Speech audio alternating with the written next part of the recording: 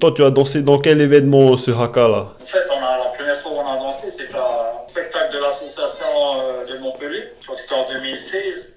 J'ai eu des messages de copains de Tahiti dès le lendemain, je crois, qui me demandaient les paroles et les gestes, quoi, pour pouvoir eux danser sur Tahiti. Hmm. Chose que j'ai acceptée parce que, voilà, comme je disais, moi, une danse, c'est fait pour être dansé, quoi. Ouais. Donc, ils m'ont demandé les paroles.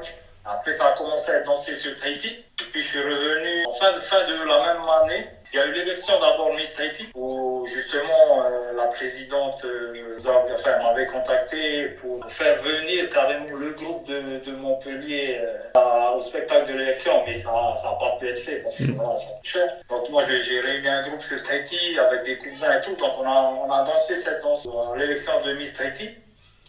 Ensuite, il y a eu les Jeux de Polynésie en fin d'année où on m'a aussi demandé de faire cette danse à la cérémonie d'ouverture. Donc, tous les Marquisiens, on devait être 150 à 200 athlètes. Ah oui. Donc, 150 danseurs. Hmm. On a appris 4 heures avant le spectacle. Étant marquisien, c'est facile pour mes collègues d'apprendre. Ils connaissent déjà la langue, donc ça va très vite. Et à partir de là, j'ai vraiment vu l'expansion, on va dire, de cette danse. On commence à avoir des spectacles qui étaient faits au Japon, des spectacles qui étaient faits au Mexique avec cette danse. Donc c'est à partir de là où j'ai vraiment vu voilà, le développement de cette danse en Ouais. Polynésie, même ailleurs, quoi. Ouais, partout dans le monde. Ça s'est diffusé, Voilà. quoi. C'est propagé, quoi.